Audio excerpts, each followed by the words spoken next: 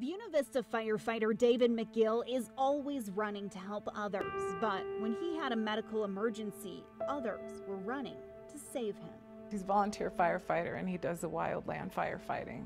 His wife, Jackie, says it was the longest car ride of her life. She drove from the hospital in Salida to UC Health University of Colorado Hospital in Aurora. I'm glad that I didn't know that it was what it was when I was driving down, because I don't think I could have made the 2.5-hour drive down if I had known that it was his heart.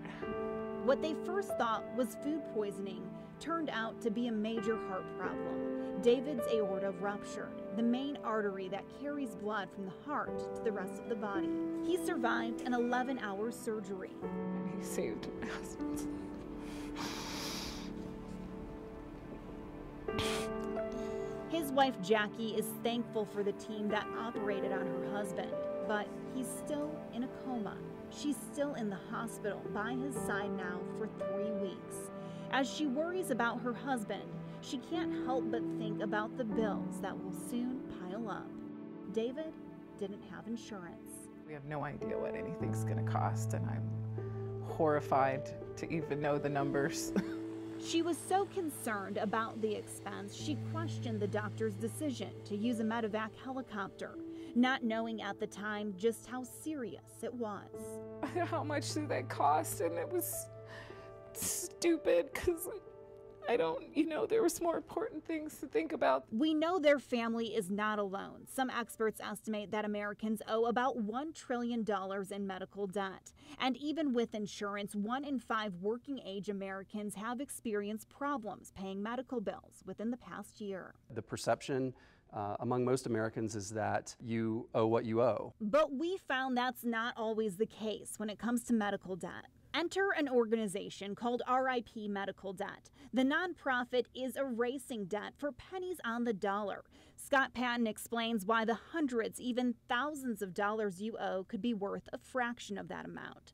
So what does RIP Medical Debt do? They buy that debt, but instead of collecting it, once we buy it, we bury it forever. We couldn't believe it either and wanted to know if there was a way to help Coloradans struggling with medical debt. Convinced RIP Medical Debt could be a savior to many here in Colorado, Denver7 decided to donate $15,000 to RIP's efforts. Here's the shocking part. This wonderful opportunity to partner with Denver7 has allowed us to use a $15,000 donation in this case to abolish a minimum of $1.5 million of medical debt. How can that be? Our $15,000 donation equates to a minimum of $1.5 million in debt. Remember how we told you medical debt was cheap? Turns out it's a bargain. Medical debt is often bundled and sold to different debt collectors. This can happen multiple times, and every time it happens, the value decreases. RIP Medical Debt was founded by former debt collection executives. They know the marketplace and can buy that debt. By the time they step in, every dollar donated can abolish $100 in medical debt.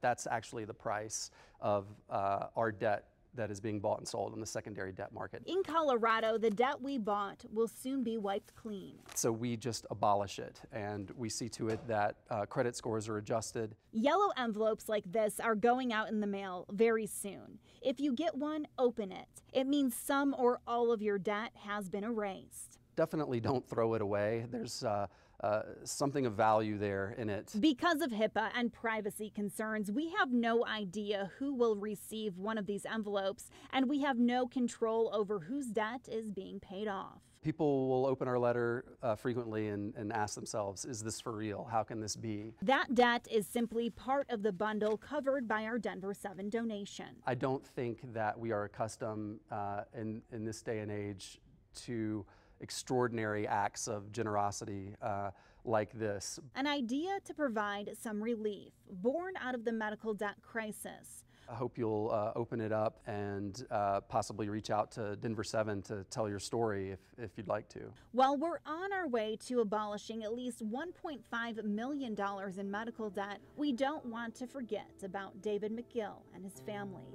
As they wait for him to recover, we don't want them waiting around for the bills. We set up a Contact 7 Gives account to help with those bills and other expenses, so Jackie can focus on her husband, not how much his treatment is going to cost. Try not to think about it. I have enough. My cup is only so large and it's overflowing.